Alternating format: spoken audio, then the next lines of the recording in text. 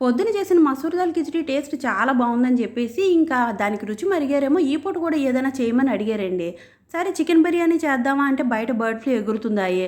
పన్నీర్ బిర్యానీ చెయ్యి మంచి రెస్టారెంట్ స్టైల్‌లో అనంటే ఒక కేజీ పన్నీర్ అయితే తెప్పించి ప్రాసెస్ స్టార్ట్ చేస్తున్నాను. ఇదంతా అయ్యేలోపు నిన్న ఒక మీమ్ చూసానండి నేను. అందులోని ఒక పెళ్లి కూతురు పువ్వులోంచి వచ్చినట్టు పెళ్ళికొడుకు కారు దగ్గర నిలబడ్డట్టుగా కొంచెం పాతకాలంలో ఒక ఆల్బమ్‌నైతే ఫోటోని పెట్టి దాని మీద కొంచెం కామెడీగా నవ్వుకుంటున్నారు. అందులో అంత నవ్వుకోవాల్సిన అంశం ఏముందండి నాకు తెలియట్లేదు. యాక్చువల్లీ ఇదివరకట్లో ఇప్పుడున్నట్టుగా డిజిటల్ కెమెరాస్ లేవు. రీల్ కెమెరాస్ మాత్రమే ఉండేయి. ఒక్క స్నాప్ వేస్ట్ అయినా కూడా ఆళ్ళకి పాపం రీల్ వేస్ట్ అయిపోయేది. ఆళ్ళకొచ్చే ఆదాయం కన్నా కూడానండి రీళ్ళ మీద పెట్టుబడి మాత్రం నిజంగా చాలా ఎక్కువ ఉండేదనమాట. అంత కష్టంలో కూడా ఆళ్ళు తీస్తుండేవారు. ఇదంతా పక్కన పెడితే ఒక అమెరికా ఎళ్ళాలి అనుకున్నోడు ఫోటో దిగాలి అని అంటే ఆడికి పర్టిక్యులర్‌గా 1,00,000 రూల్స్ పెట్టేవారనమాట. దానికి కొంచెం 3.5 సైజ్ అని లేదంటే 3.5, 4.5, 3.5, 2.5 అలాగేదో సమ్ మెజర్మెంట్స్ ఉంటాయి.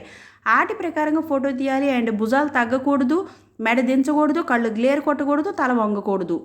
ఇన్ని రూల్స్ మధ్యలో 4, 5 స్నాపులు వేస్ట్ అయినా కూడా అతనికి ఫోటో తీసేసి ప్రింట్ ఇచ్చేవారు. కానీ ఇప్పుడు అలా లేదు. మనం తెల్లగోడ దగ్గర ఫోన్లో ఫోటో దిగేసి ఇచ్చేసినా సరే స్టూడియోలో వాళ్ళు మనకు కావాల్సిన మెజర్మెంట్లో ప్రింట్ని అయితే కనుక ప్రింట్ తీసి ఇచ్చేస్తున్నారు. అండ్ పెళ్ళిళ్ళకి వెళ్ళారు అని అంటే మాత్రమే అండి పెళ్లి కూతురు నవ్వి కరెక్ట్గా పోజ్ ఇచ్చిన దగ్గర మాత్రమే వీళ్ళు ఫోటో తీయగలగాలి. లేదంటే వీళ్ళకి పాప రీల్ వేస్ట్ అయిపోయింది. ఇప్పుడు అలా ఏముంది, పెళ్లి కొడుకు పెళ్లి కూతురు తుమ్మినా దగ్గినా ఏం చేసినా సరే ఒక 10 స్నాపులు కొట్టినాం అనుకోండి, మిగతా అన్ని డిలీట్ చేసుకొని నవ్వింది ఒకటి మాత్రం ఆల్బంలోకి తీసుకోవచ్చు. డిజైనింగ్ చేసేటప్పుడు మాత్రం ఆల్బంలో ఒక ఫోటోని కట్ చేసి బ్యాక్గ్రౌండ్ మార్చాలంటే నిజంగా కటింగ్ అన్నది చాలా పెద్ద కష్టమైన పార్ట్ అండి. అంత కష్టంలో కూడా వాళ్ళు అలా చేశారంటే నిజంగా హ్యాట్స్ ఆఫ్. కానీ ఇప్పుడే ఉంది మనకి ఫోన్లోనే యాప్లు వచ్చేసినాయి. మన బ్యాక్గ్రౌండ్ని కట్ చేసి మనం కాశ్మీర్లో ఉన్నట్టు హిమాలయాల్లో ఉన్నట్టు పెట్టామంటే టప్పని పెట్టేస్తుంది. మరి దీంతో పోలిస్తే వాళ్ళ కష్టం ఎంత ఉందో ఆలోచించండి.